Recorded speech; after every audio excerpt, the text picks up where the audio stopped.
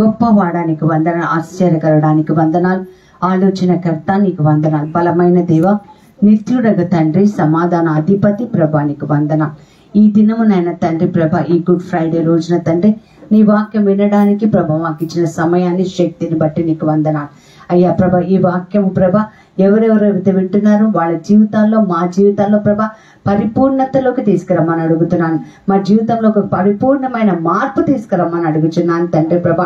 ఏదో విన్నామని కాకుండా ప్రభ విని ఆచరించే బిడ్డలుగా మా అందరినీ దీవించమని యేసు నామమున ప్రార్థించి వేడుకొంచున్నాము తండ్రి.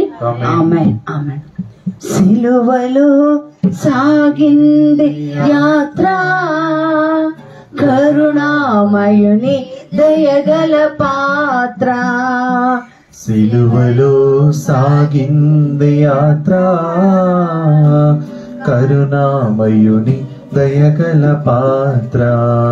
సిలువలో సాగింది యాత్ర, కరుణామయుని దయగల పాత్ర. అందరూ చెప్తాం, సిలువలో సిలువలో సాగింది యాత్ర, కరుణామయుని దయగల పాత్ర. ఇది ఎవరి కోసమో, ఇది ఎవరి కోసమో, ఈ జగతి కోసమే, ఈ జనుల కోసమే, ఈ జగతి కోసమే, ఈ జగతి కోసమే, ఈ జనుల కోసమే. సిలువలో సాగింది, సిలువలో సాగింది యాత్ర, కరుణామయుని కరుణామయుని దయగల పాత్ర. సిలువలో సాగింది యాత్ర, సిలువలో సాగింది యాత్ర, కరుణామయుని కరుణామయుని దయగల పాత్ర. పాలుగారి దేహము పైన పాపాత్ముల కొరడాలు, పాపాత్ముల కొరడాలెన్నో. పాలుగారు దేహము పైన పాపాత్ముల కొరడాలు ఎన్నో. నాట్యమాడినాయి నడి వీధిలో నడిపాయి, నాట్యమాడినాయి నడి వీధిలో నడిపాయి. నోరు తెరవలేదాయ ప్రేమ,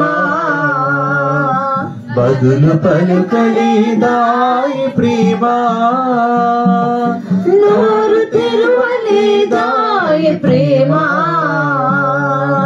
బదులు పలుకలేదాయ ప్రేమ. ఇది ఎవరి కోసమో, ఇది ఎవరి కోసమో, ఈ జగతి కోసమే, ఈ జనుల కోసమే, ఈ జగతి కోసమే, ఈ జనుల కోసమే. సిలువలో సాగింది యాత్ర, కరుణామయుని దయగల పాత్ర. సిలువలో సాగింది యాత్ర, కరుణామయుని దయగల పాత్ర. చెల్లుమని కొట్టింది ఒకరు, చెల్లుమని కొట్టింది ఒకరు, తన మోము పైన ఊసింది మరి ఒకరు. చెల్లుమని కొట్టింది ఒకరు, తన మోము పైన ఊసింది మరి ఒకరు. బంతులాడినారు, బాధలు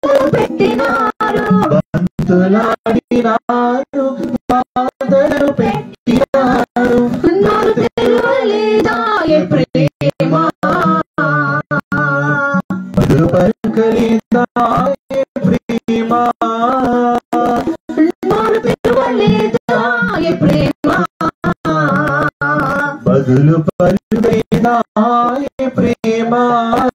ఎవరి కోసమో, ఎవరి కోసమో,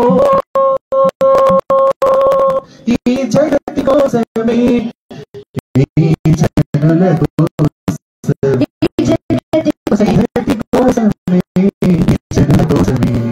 సిలువలో సాగింది యాత్ర, కరుణామయుని దయగల పాత్ర.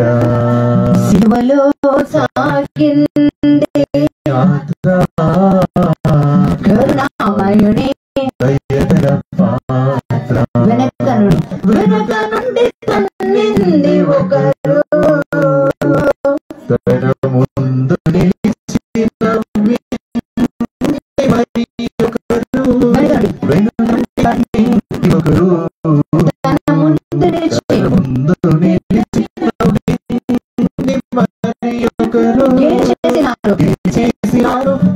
పరిహాసమాడినారు, గేలి చేశారు, పరిహాసమాడినారు. నోరు తెరవలేదా ఈ ప్రేమ, బదులు పలుకలేదా ఈ ప్రేమ, నోరు తెరవలేదా ఈ ప్రేమ, బదులు పలుకలేదా ఈ ప్రేమ.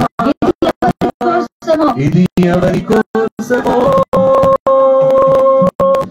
ఈ జగతి కోసమే, ఈ జనుల కోసమే, ఈ జగతి కోసమే, ఈ జనుల కోసమే సిలువలో సాగింది యాత్ర, కరుణామయుని దయగల పాత్ర, సిలువలో సాగింది యాత్ర, కరుణామయుని దయగల పాత్ర. Praise the Lord. Praise the Lord. Hallelujah. Hallelujah. Hallelujah. Hallelujah. Hallelujah. Hallelujah. నీకోసం నా కోసం సిలువపైన వేలాడినాడు యేసు ప్రభువు. మనందరికీ తెలుసు, మనం పాపులుగా ఉన్నప్పుడే ఆయన మన కోసము మరణించాడని వాక్యం పలుకుతుంది. మరి అన్ని మాటల కంటే ఆఖరి మాటకి చాలా ప్రాముఖ్యం ఉంటుంది కదా. ఆఖరి మాటకున్న విలువ మరి తక్కిన మాటలకి అసలు ఉండదు. ఉదాహరణకి లాస్ట్ రోజు ఏం మాట్లాడారు అని చనిపోయిన తర్వాత ఆ కుటుంబ సభ్యుల్ని కూడా అడుగుతూ ఉంటారు. ఆ మాటలు బట్టి కుటుంబాల్లో కూడా నిర్ణయాలు తీసుకుంటుంటా. మరి ఈ రోజు కూడా ఎన్నో పరిచయలు ఎన్నో మాటలు మాట్లాడారు, కానీ ఆయన మాట్లాడిన 7 అమూల్యమైన మాటలు ఈ రోజు మనం చర్చించుకుందాం. Praise the lord. నాకైతే ఏమనిపిస్తుంది అంటే ఈ 7 మాటలు ప్రతి రోజు మన జీవితంలో మనం మాట్లాడుకోవాలి, మన జీవితానికి అనువదించుకోవాలి. 7 మాటలు చూడండి. కొరడాతో కొట్టారు. గురువారం అర్ధరాత్రి ఆయనని పట్టుకుని అరెస్ట్ చేశారు. తర్వాత కైఫా దగ్గర నుంచి పిలాతు దగ్గరికి, పిలాతు దగ్గర నుంచి హేరోదు దగ్గరికి, హేరోదు దగ్గర నుంచి మళ్ళీ పిలాతు దగ్గరికి, ఇలా ఒక్క కోటు ఇంకొక కోటుకి తిప్పి తిప్పి తిప్పి రాత్రి అంతా కూడా ఆయన శ్రమ పెట్టారు. తర్వాత పిలాతు ఏం చేస్తున్నాడంటే ఆయనకు సమయం వచ్చింది తీర్పు చెప్పడానికి, కానీ వాళ్ళ భార్య ఒక ఉత్తరం ఒక పేపర్ రాసి పంపిస్తుంది. ఏమని చెప్తుందంటే, నాకు ఎందుకో నిద్ర పట్టలేదు, ఈయన నిర్దోషి నాకు అనిపిస్తుంది, నువ్వు మాత్రం తొందరపడి ఏ నిర్ణయం తీసుకోవచ్చు. అప్పుడు ఏం చేస్తాడంటే పిల్లాతు నిర్ణయం తీసుకొని కొరడాలతో కొట్టిస్తాడు. ఇష్టపడి కొరడాలతో కొట్టిస్తే కనీసం అక్కడితో మాఫీ అయిపోతుందేమో అని అనుకుంటారు. కానీ అక్కడ ఉన్న జనాలు ఏం చేస్తారంటే సిలువ వేయండి, సిలువ వేయండి, సిలువ వేయండి అని గట్టిగా ఉంటారు. ఆ సమయంలో అతను చేసుకొని యేసు ప్రభువుని అప్పగిస్తాడు. Praise the Lord. Praise the Lord. దేవుడిని మనుషులకి అప్పగించే ఆ గడియ ఎంత బాధాకరమైన, ఎన్ని గంటల సేపు సిలువలో ఆయన వెళ్ళాడు. పొద్దున 6 గంటల నుంచి 9 గంటలకు ఆయన సిలువ మోసాడు. 9 గంటల నుంచి మధ్యాహ్నం 3 గంటల వరకు ఆయన సిలువ పైన వెళ్ళాడు. 9 నుంచి 12 గంటల వరకు వెలుగు ఉండేది. 12 నుంచి 3 అంటే మధ్యాహ్నం కదా, కారు చీకటి అయిపోయింది. అంటే సృష్టి కూడా ఏడవటం ప్రారంభించింది. సృష్టి కూడా వెలుగులో ఉండలేకపోయింది. అంత భయంకరమైన శ్రమ యేసు ప్రభువు పడుతున్నారు. అంతేకాదు, ఆయన పంచ గాయాలు చూస్తే ఆయన లోన గాయాలు, బయట గాయాలు, కొరడాలతో కొడితే ఆయన పొలం అయిపోయింది. ఆయన చాలా సపడాడు, ఆయన కన్నీరుతో ఉన్నాడు. తను ప్రేమించిన వాళ్ళందరూ కూడా దూరం అయిపోయారు. అందరికీ దూరం అయిపోయిన తర్వాత కూడా ఆయన ఇక మరణిస్తానన్న సమయంలో ఆయన హఠాత్తుగా మానవ జాతి అంతకు వచ్చింది. Praise the Lord. Hallelujah, hallelujah. బైబిల్లో ఒక మాట ఉంటుంది ఏంటంటే, ఎవరి పాపాలైతే క్షమింపబడవో ఆ వాళ్ళు వదిలారు, వాళ్ళు దేవుడి కోపాగ్ని గురవుతారు. సరే, మరి యేసు ప్రభువుని కొట్టారు, యేసు ప్రభువుని కొట్టినందుకు శిక్షణ పొందుతారు. ఆ శిక్ష కూడా వాళ్ళకి ఇవ్వదలుచుకున్నది యేసు ప్రభువు. వాక్యం వింటున్నామా? ఎంతమందిని క్షమించగలుగుతున్నాం? ఒకవేళ ఎవరైనా నాకు కీడు తల పెడితే మళ్ళీ అంతా మనం చూస్తాం, వాళ్ళు చూడాలని మన కళ్ళతో మనం చూస్తూ ఉంటాం. కానీ యేసు ప్రభు కొట్టిన వారిని, తిట్టిన వారిని, ముట్టిన వారిని, గుద్దిన వారిని, దెబ్బలు కొట్టిన వారిని, ముళ్ళ కిరీటం వేసిన వారిని, వీళ్ళు ఇతరులను రక్షించక అపహాసం చేసిన వారిని, నువ్వు రక్షించుకో, నన్ను కూడా రక్షించుకో అని నిందించిన వారిని, దేవాలయం పడగొట్టి 3 రోజుల్లో నిర్మించాడని ఆయన అద్భుతాలను ఏదైనా చేసిన వారిని ఆయన ఏం చేస్తున్నాడంటే, మొదటి మాట లూకా సువార్త 23వ అధ్యాయం 34వ వచనం. యేసు తండ్రి వీళ్ళు ఏమి చేస్తున్నారో వీళ్ళకు తెలియదు, క్షమించు అన్నాడు. యేసు ప్రభు నోటి నుండి క్షమింపన మాటలు వస్తే ఇంకా పూర్తిగా తండ్రికి ఇంకా వేరే ఆప్షన్ లేదండి, క్షమించేస్తాడు. ఈ రోజు నేను నన్ను ఈ లోకంలో మనుషుల్ని మనం క్షమించిన విధానం బట్టి యేసు ప్రభు వారు మన తండ్రి దగ్గర రికమెండ్ చేయగలుగుతున్నారు. ఒక్కసారి ఆత్మ పరిశీలన చేద్దాం. తండ్రి వీరు ఏమి చేస్తున్నారు? ఎవరిని కొరడాలు కొట్టిన వాడిని క్షమిస్తున్నాడు. దాన్ని క్షమించాలని తండ్రికి ఒక రికమెండేషన్ చేస్తున్నాడు. ఈరోజు నేను ఇతరులను క్షమించినప్పుడు, నేను ఇతరులను ప్రేమించినప్పుడు, ఇతరుల శత్రువులను కోసం ప్రార్థించినప్పుడు యేసు వారు ఇదే మాట మీ గురించి, నా గురించి చెప్తాను. ఏమని చెప్తారు? తండ్రి వీరేం చేస్తున్నారో తెలియదు, వీళ్ళని క్షమించు. హల్లెలూయా. ఎన్నిసార్లు క్షమించాలి? 77 అంటాడు. అంటే చాలా అనేక, అంటే ప్రతి ఒక్కరు క్షమిస్తూనే ఉండాలని దేవుడు అని చెప్తాడు. క్షమించే వారే దేవుడు ప్రియమైన బిడ్డలు. క్షమించే వారే దేవుడికి ప్రియమైన బిడ్డలు. Praise the Lord. Hallelujah, hallelujah. అపోస్తలుల కార్యాలు 7వ అధ్యాయం మనం చూస్తాం. స్టీఫెన్ ఎలాగైతే క్షమించాడు కదా, పాత నిబంధనలో యోసేపు గారిని చూద్దాం, అందరిగా క్షమించాడు. అలా నీవు నేను క్షమించాను. తీర్చుకుంటా దేవుడు శాంతి సమాధానంతో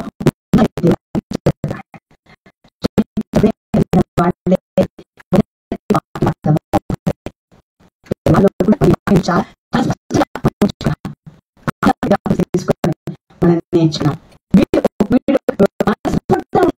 బలి తీసుకురావద్దంటే తీసుకొస్తే కాబట్టి ఈరోజు ఎలాంటి వారైనా సరే, నేను నా జీవితంలో ఒక ఆటలాడుకున్న వారైనా సరే, మన జీవితాన్ని నవ్వుల పాలు చేసిన వారైనా సరే, మన కుటుంబానికి ఒక బ్రాండ్ వేసేసి ఈ కుటుంబం ఇంతే అని మాట్లాడిన వాళ్ళైనా సరే, వాళ్ళని క్షమించడానికి నేను ఇష్టపడాలి. హల్లెలూయా, హల్లెలూయా. రెండవ మాట మనం చూద్దాం. లూకా సువార్త 23వ నుంచి 42 వచనాలు. లూకా సువార్త 23వ అధ్యాయం 33 నుంచి 42 వచనాలు.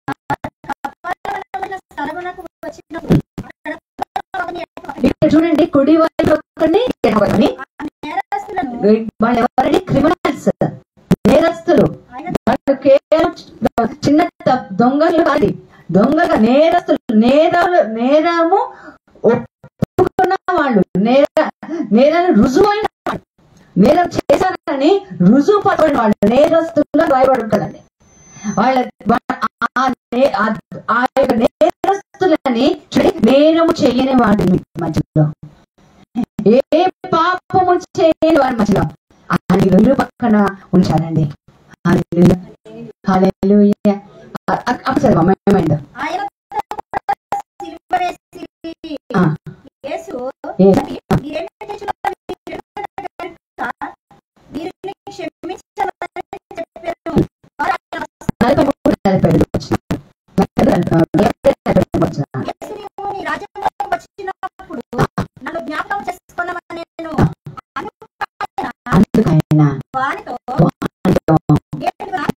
నీవు నాతో పరదేశంలో ఉంటావు,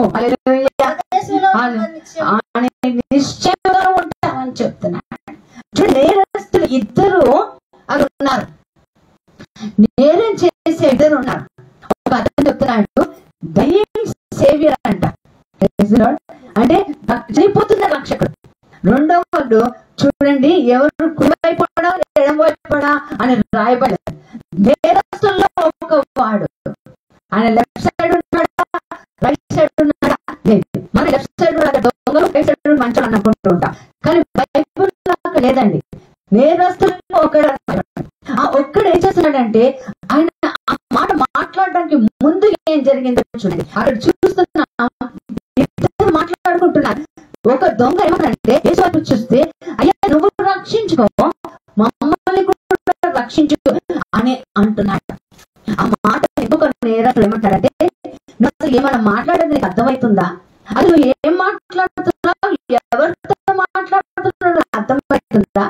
మనమైతే పాపం చేశాం, పాపానికి మనం శిక్ష పొందడానికి అర్హులము.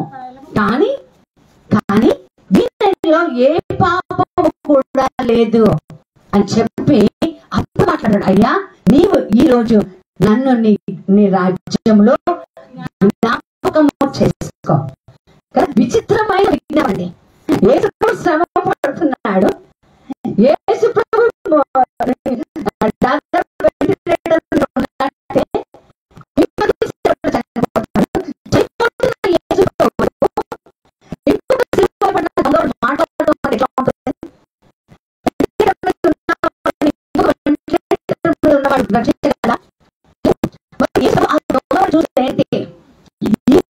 మాట్లాడే మాట నుంచి మనం నేర్చుకోవాల్సింది ఏంటి?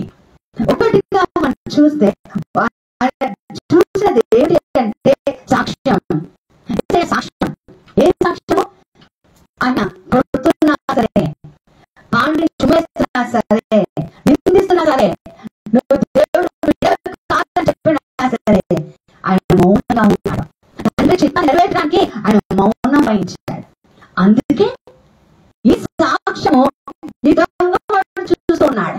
ఈరోజు మన జీవిత సాక్ష్యం, మన జీవిత సాక్ష్యం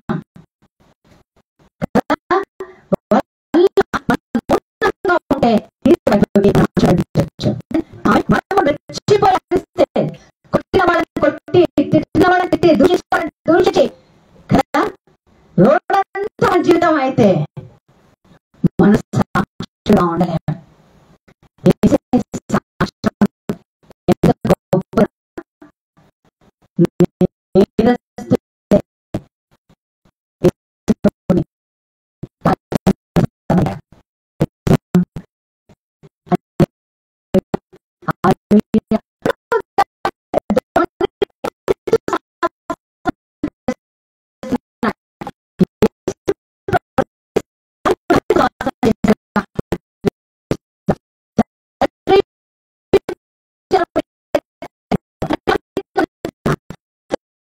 అంటే ఏదో ఒక తమాష పోవటమే. దొంగవాడు మారాడండి చూసి. మరి నిన్ను చూసి నీ కుటుంబ సభ్యులు క్రీస్తులోకి రాగలుగుతున్నారా? హల్లెలూయా, హల్లెలూయా.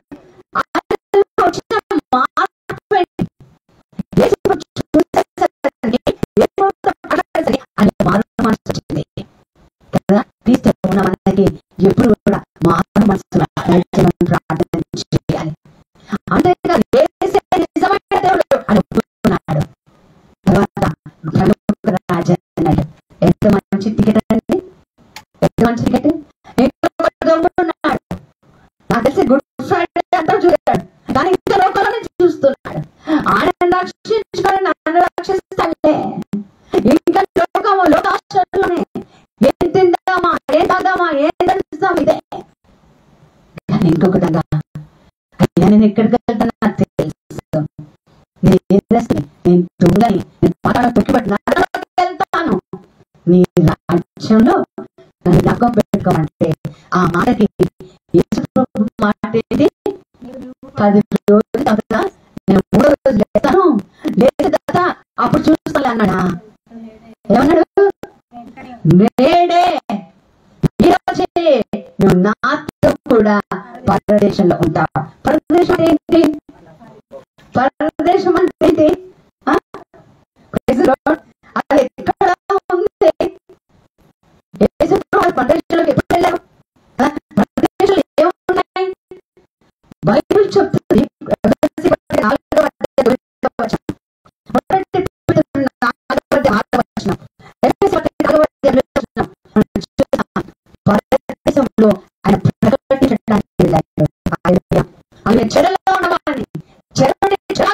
స్థలానికి ఆయన వెళ్ళినట్టుగా మనం చూస్తున్నాం ప్రియులారా.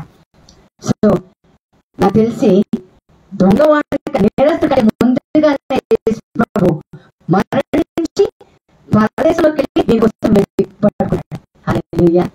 ఈరోజు ఆదులను రక్షించే దేవుడు నిన్ను రక్షిస్తాడు. కాకపోతే నువ్వు ప్రార్థన చేసుకోవాలి, నన్ను నీ రాజ్యంలో జ్ఞాపకం చేసుకో ప్రభా. మాట్లాడగలుగుతున్నామా, ప్రార్థించగలుగుతున్నామా? మనం చూద్దాం, ప్రార్థన చేసుకున్నామా? దేవుడు మనల్ని ఖచ్చితంగా పరదేశంలో ఉంచుతాడు. యేసు ప్రభువును నమ్మినట్లయితే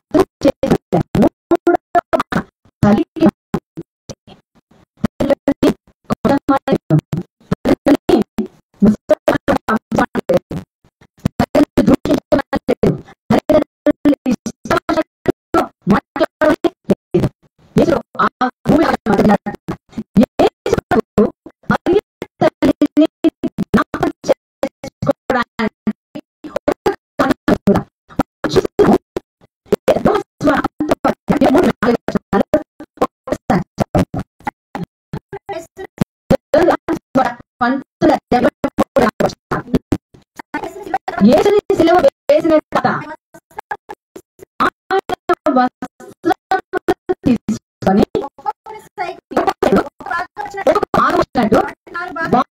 నాలుగు భాగాలు చేశారండి. ఆయన అంగీని తీసుకొని చేస్తుంది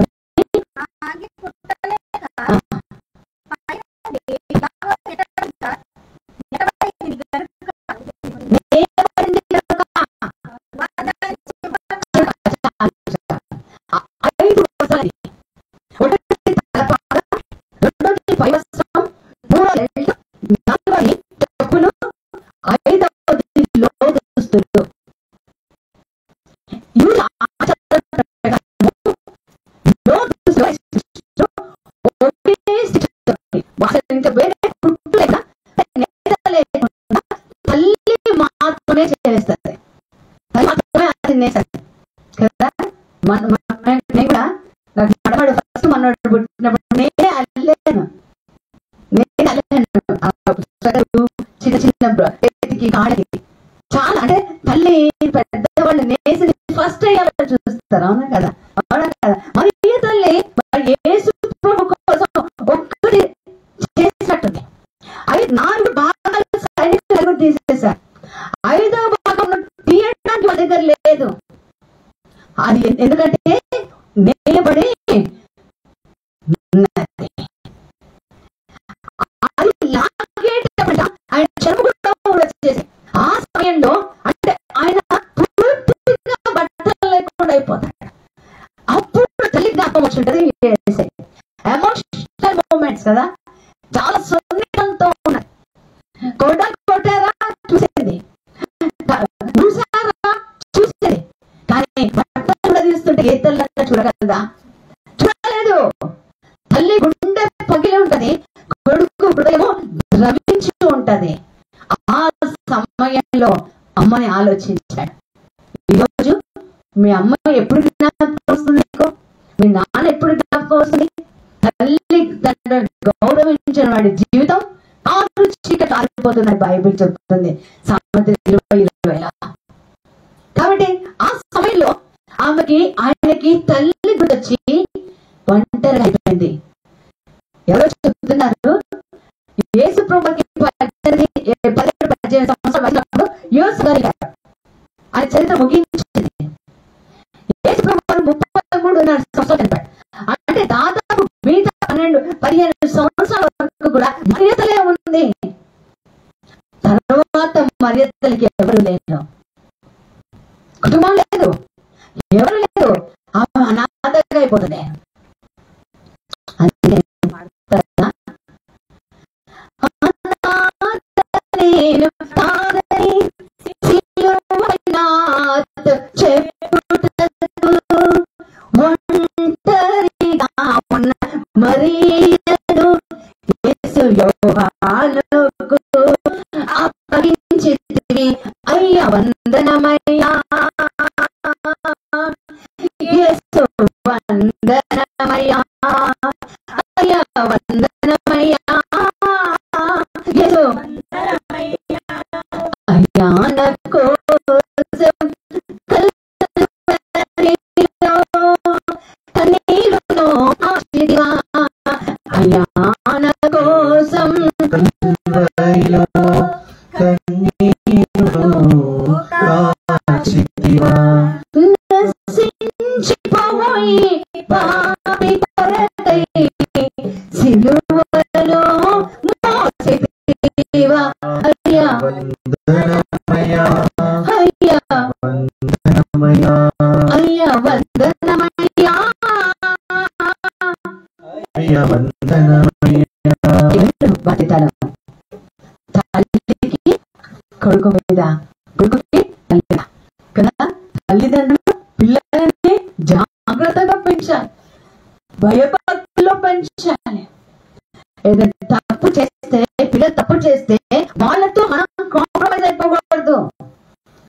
అప్పుడు నువ్వు చెడు చూస్తావు నీ జీవితంలో.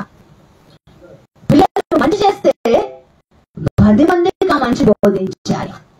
తల్లిగా తండ్రిగా కదా వాక్యం పలుకుతుంది. తల్లి శాప వచనాలు పిల్లల గొప్పలు కూలుస్తాయట.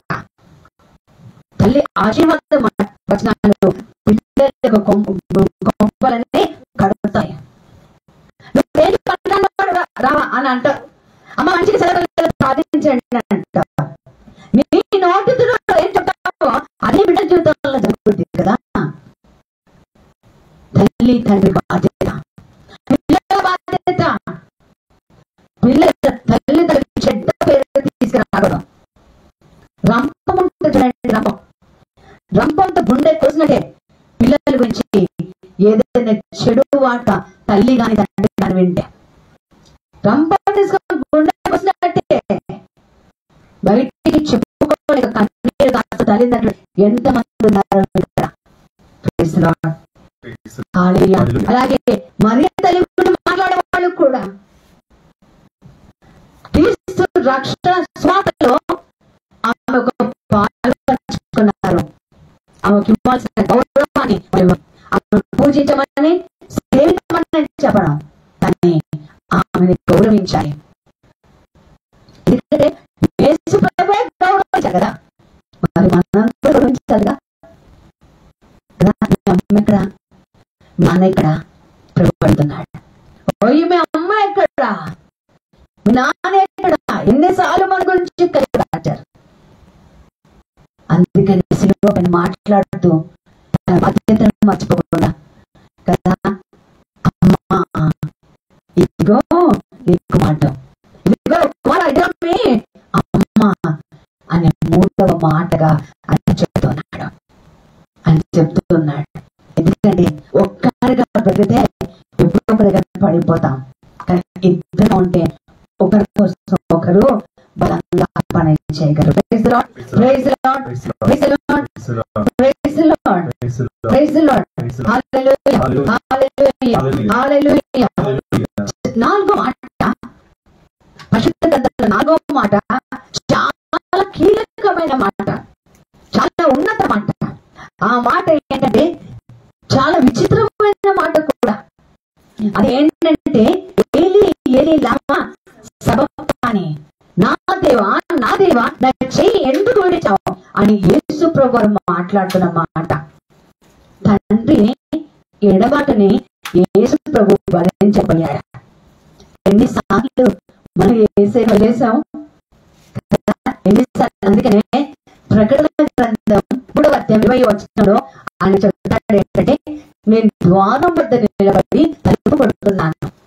నువ్వు కనుక స్వరం అంటే నువ్వు తలుపు తీస్తే నీ లోనికి నేను వస్తాను కదా. ఎప్పుడైతే మన పాపం చేస్తామో, ఎప్పుడైతే దేవుడికి అవిధేయతతో ఉంటామో, ఎప్పుడైతే మన దేవుడికి దూరం అయిపోతామో, అప్పుడు మన దేవుడు మన దూరం అయిపోతాడు. లోక పాపాలన్నీ యేసు ప్రభువు మీద పడ్డాయి. ఎందుకంటే ఆయన పాపం మోయడానికి గొర్రె పిల్లగా మారాడు. మనుషులు పాపాలు మోస్తే గొర్రె పిల్ల అయ్యాడు. పాపాలు ఎప్పుడు ఆయన తలంలోనైనా, ఆయన తలంలో పాపాలైనా కాదండి. యుగ ప్రారంభం నుండి యుగ అంతం వరకు వచ్చే రాబోయే పాపాలు కూడా మోసాడు. అందుకే పాపాలన్నీ మోసాడని బైబిల్ చెప్తారు. రాబోయే తరం వాళ్ళకి కూడా అది మోసాడు. ఒక్కసారి పాపాలు అన్నీ ఉంటే పాపం ఉన్న చోట పవిత్రత తండ్రి దేవుడు కనుమరుగయ్యాడు. అంతే, ఒక్క క్షణం కూడా ఆయన భరించలేకపోయాడు.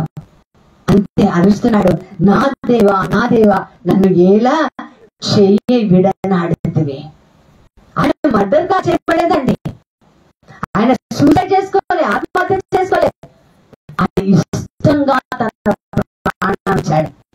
ఇష్టంగా ప్రాణం ఇచ్చినా సరే ఎడబాటుని ఆయన భరించలేకపోయాడు. ఈ రోజు నువ్వు మరలా పాపం చేస్తే, మరలా పాపం చేస్తే కదా చీకట్లోకి వెళ్ళిపోతాం.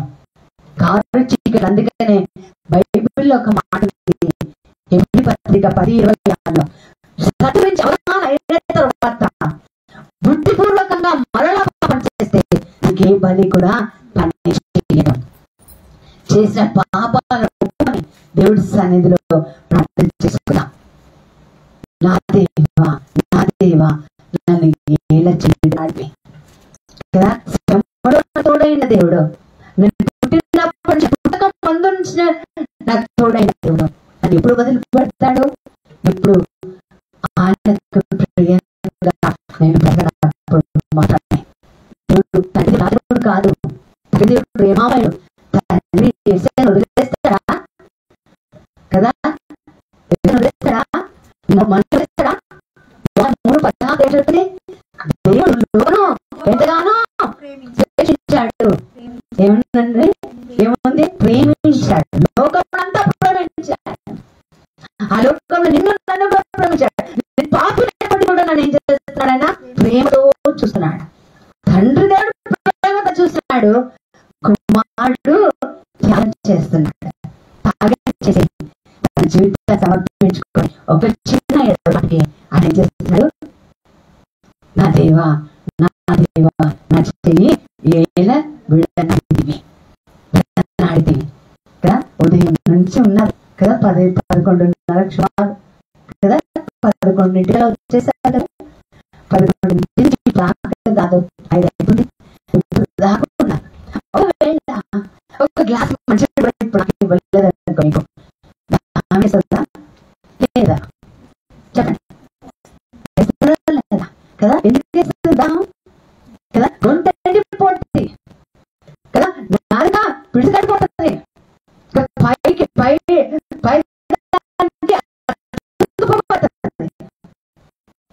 నాలుక నీరు కాదు మనిషికి. మాట యాక్సిడెంట్ అయిందనుకోండి, మనిషి మొదట ఏమాడుతాడు? వాటర్ తాడు. ఆకాశంతో మాట్లాడినప్పుడు కాసేపు ఆగిన ఏమంటాడు? మనిషి అంటాడు కదా. పరిగెత్తేవాడు ఏమడుగుతాడు? మనిషి అడుగుతాడు. భావన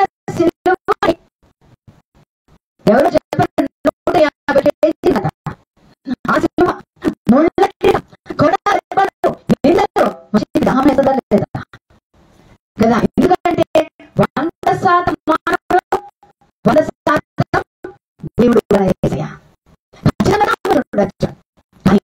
ఆయన దాహం కాదు. ఆయన దాహము బిస్లరీ వాటర్ కాదు. ఆయన దాహము వాటర్ బాటిల్ కాదు. ఆయన దాహము చల్లని నీళ్ళు కాదు. ఆయన దాహం అని 23వ వచనం, 23వ వచనం.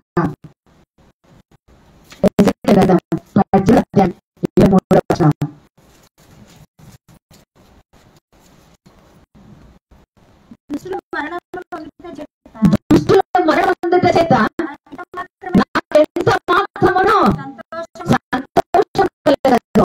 వారు తమ ప్రవర్తన దిద్దుకుని బ్రతికుంటే నాకు సంతోషం ఇంకా ఇస్తున్నారు. నేను దాహంగా ఉన్నాను, నాకు దాహంగా ఉంది అంటే వాడు ఏం చేశారంటావా? కీర్తన 69వ కీర్తన 21వ వచనంలో ఒక మాట చెప్తాడు. 69వ కీర్తన 21వ వచనం.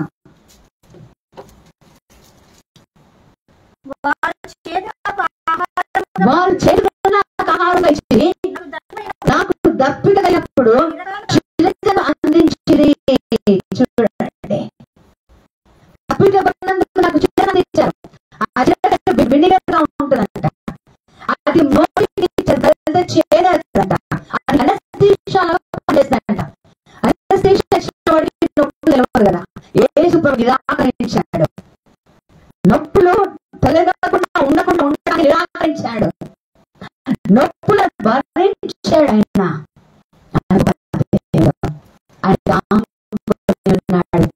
నశించింది ఆత్మకు. ఆయన దామినాడు మన ఆత్మ నిత్య జీవనం చేయడానికి.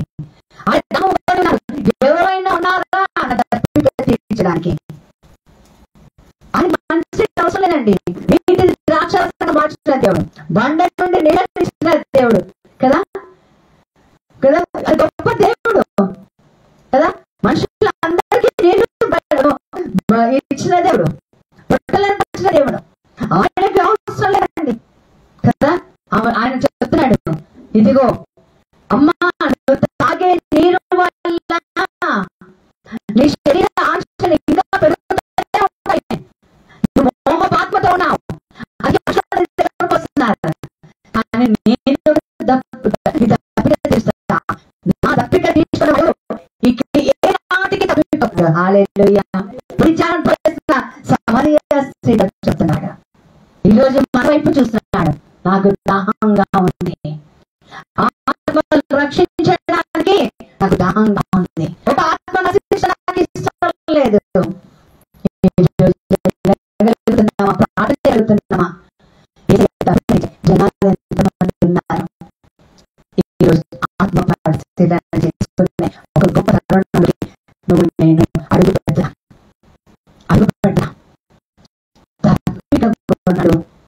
తర్వాత సమయమైంది.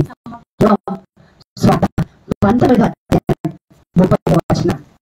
యోహాను సువార్త 19వ అధ్యాయం 30వ వచనం. అన్ని మాటలు చాలా ఇష్టమైన మాట. అన్ని మాటలు ఇష్టమే, మాత్రం ఇంకా సమాప్తమైనది.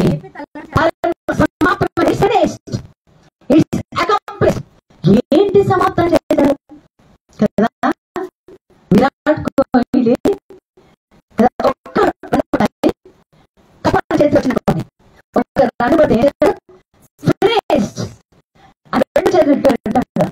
అంటే విక్టరీ, సమాప్తమైన మాట విజయానికి సూచన. దేని విజయం?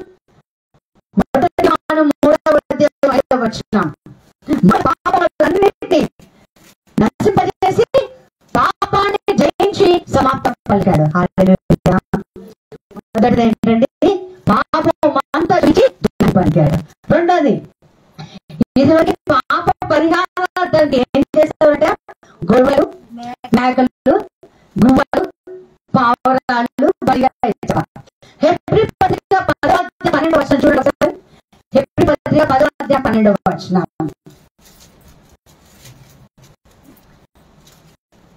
హెబ్రీ పత్రిక 10:12. పాపల నిమిత్తమై సదాకాలము నిలుచు ఒక్క బలి అర్పించి అప్పటి నుండి తన శత్రువులను తన పాదముల దగ్గర చేయబడెను.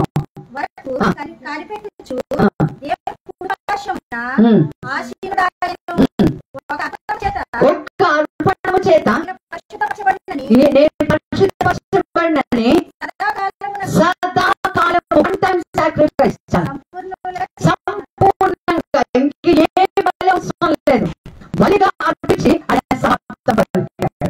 ఈరోజు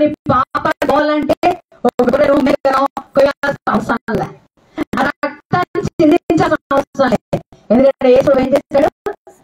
ఏం చేశాడు?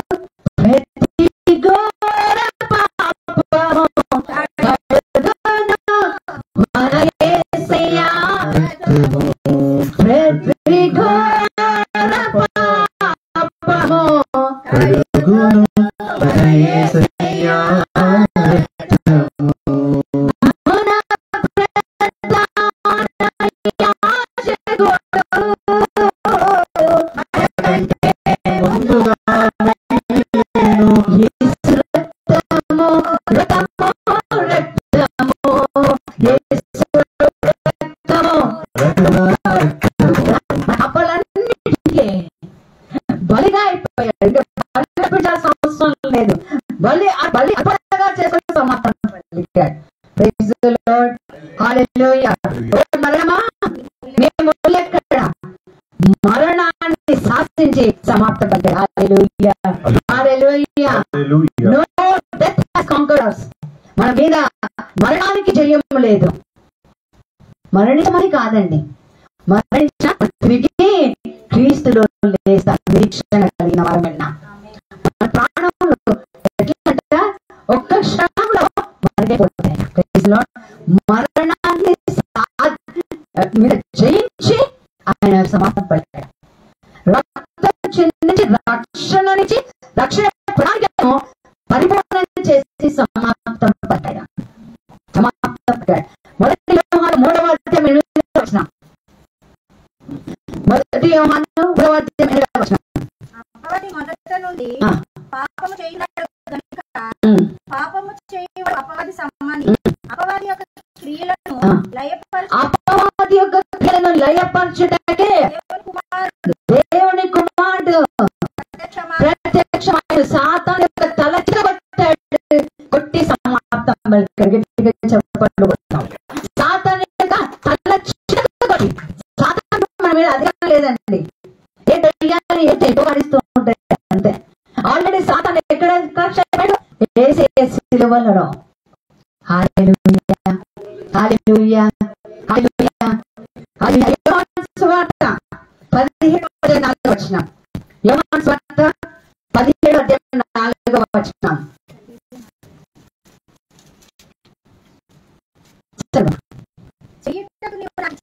చేయుటకు నీవు నాకు ఇచ్చిన పని నేను సంపూర్ణంగా నెరవేర్చి ముగించి ఉన్నాను. తండ్రి పని ముగించి సమాప్తం పడ్డాడు. మధ్యలో నేను చేయగానే ఇంకా మన జీవితాల్లో చాలా మంది మధ్యలో ఆపేస్తూ ఉంటాం. మధ్యలో ఆపేస్తాం కదా. తండ్రి పని పూర్తి చేశాడు. చేయుటకు పని చేసి ముగించాడు. హల్లెలూయా, హల్లెలూయా, హల్లెలూయా. చదువుకోండి. ధర్మశాస్త్రం పరిపూర్ణం చేసి సమాప్తం పలికాడు. ధర్మశాస్త్రంలో వచ్చేది శిక్ష, కానీ దేవుడు వచ్చేది కృప.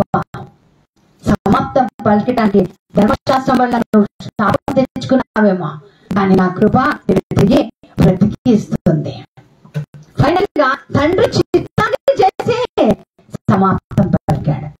నా సవాల్ ఏంటంటే, నా ఛాలెంజ్ ఏంటంటే, డివైన్ టచ్ మినిస్ట్రీస్ కి లైవ్ లో చూస్తున్న వారికి, తర్వాత వింటున్న వారికి దేవుడు సమాప్తం పలికింది. తిరిగి నువ్వు ప్రారంభిస్తావా?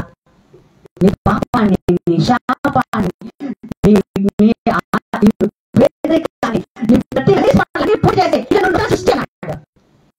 సమాప్తం చేసిన దాన్ని తిరిగి నువ్వు ప్రారంభిస్తే సమాప్తం అదే ఎందుకు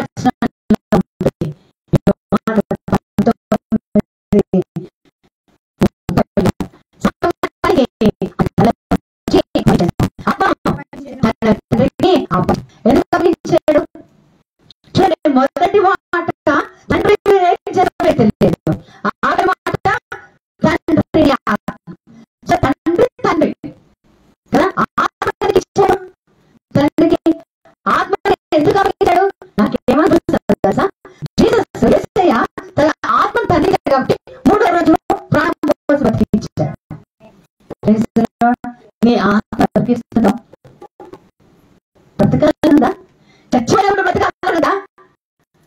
ఆత్మ ఎవరికి ఇవ్వాలి? మట్టి నుండి వచ్చే శరీరం మన్నది మట్టిలో కలిసి ఆత్మ ఇచ్చువాడికి ఇచ్చేవాడు వరకు. చిన్న ఎగ్జాంపుల్ చెప్తా. ఒకవేళ స్వామి స్వామి నా కూతురు పెళ్లి, నా దగ్గర బాగా ఏమీ లేదు, మీ దగ్గర ఉన్న నగలు ఒక నగలు నాకు అడుగుతా ఇవ్వం, నా కూతురు పెళ్లికి వాడుకొని మళ్ళీ నేను అవి తీసుకొస్తా అని చెప్పాను అనుకో. దాని ఏముందమ్మా, పెళ్ళి కదా, సరే తీసుకుంటాడు.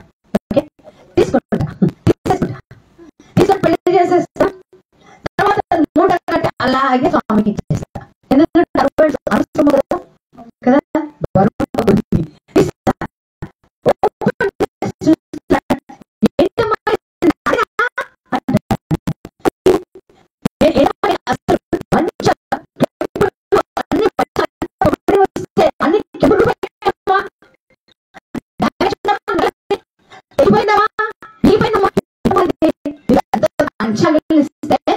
కదా అట్లా తిరిగినా అంటారు కదా, అంటారు కదా. పర్వాలేదులే, ప్రేమ అంటారు, లోపల ఏమంటాడు. ఇంకొకసారి ఏమి ఇవ్వడు కదా. మనిషి అరుణించినవి తిరిగి అలాగే ఇచ్చారనుకుంటే మరి దేవుడు ఆత్మను నీకు ఇస్తే ఎలా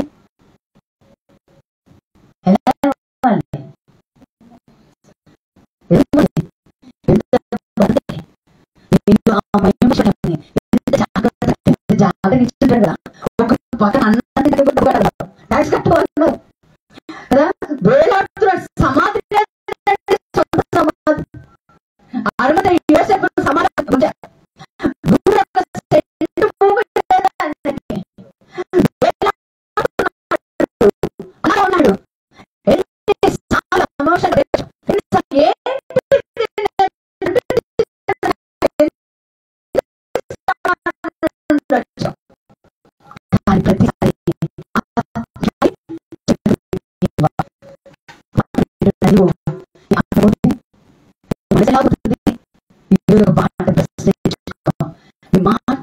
చెప్పుడు ప్రతి ఒక్కటి దేవుడి సన్నిధిలో గమనించుకోవాలి,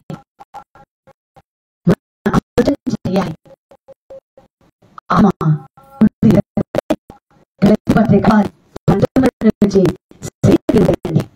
వాటికి దూరంగా ఉండాలి.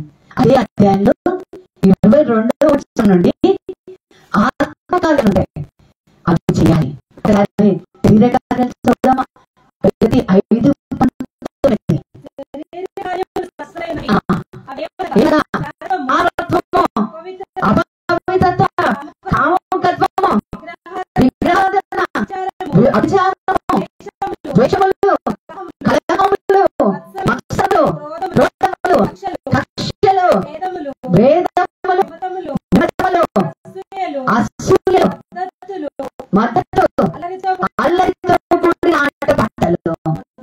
ఇవన్నీ ఉంటే రాజ్యంలో చేరడం అక్కడ. ఇవన్నీ ఉంటే రాజులో ఆత్మ ఇచ్చిన దగ్గరికి వెళ్ళదు, ఇంకొకళ్ళు పుచ్చుకొని పోతారు. ఎవరు చెప్పాలి, ఎదురు చూస్తా ఉంటాడు. ఎప్పుడు కోపంలో ఇంటిగా పడుకుంటాడు.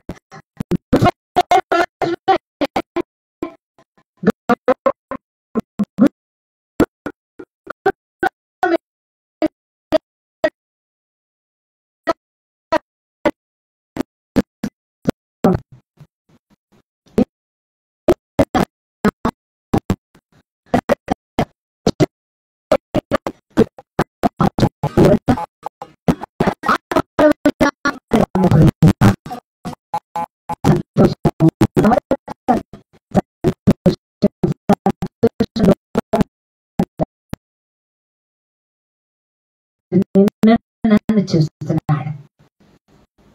ఆత్మ ఇచ్చేవానికి ఎదురు వెళ్ళాలి. ఒకసారి కళ్ళు మూసుకున్న 2 చేతులు పైకి, 7 మాటలు మాట్లాడండి. మాటలు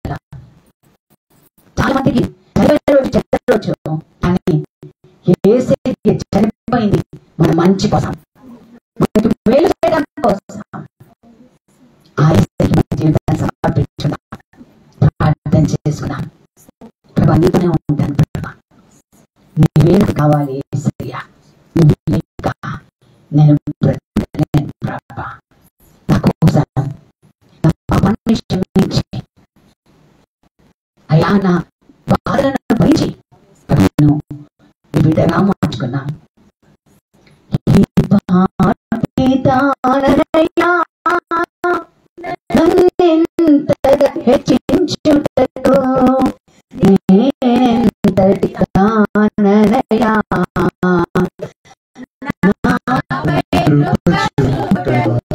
ఏ పాటి దాననయ్యా నన్నెంతగా హెచ్చించుటకు, నేనెంతటి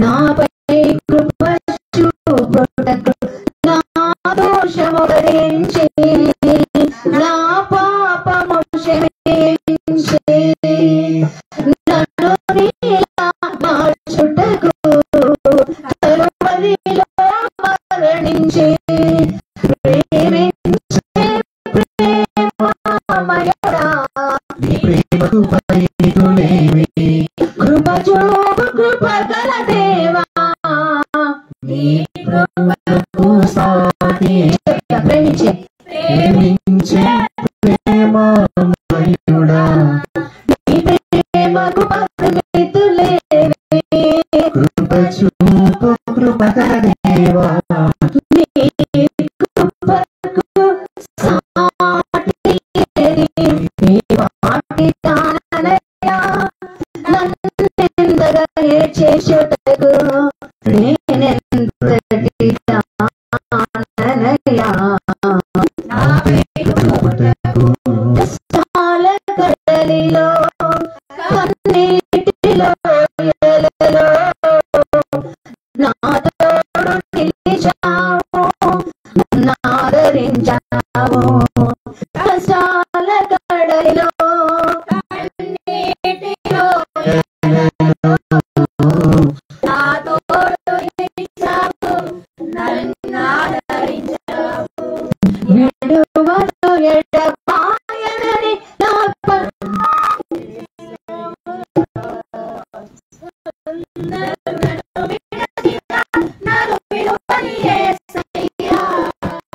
ప్రేమించే ప్రేమమయుడా, నీ ప్రేమకు పరిమితులేవి, కృప చూపు దేవా, నీ కృపకు సాటి ఈ పాటి దాననయ్యా నన్నెంతగా హెచ్చించుటకు, నేనెంతటి దాననయ్యా నా కృప చూపుటకు, ప్రేమించే ప్రేమమయుడా,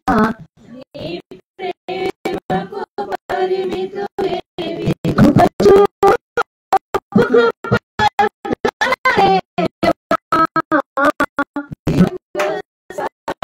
వాక్యం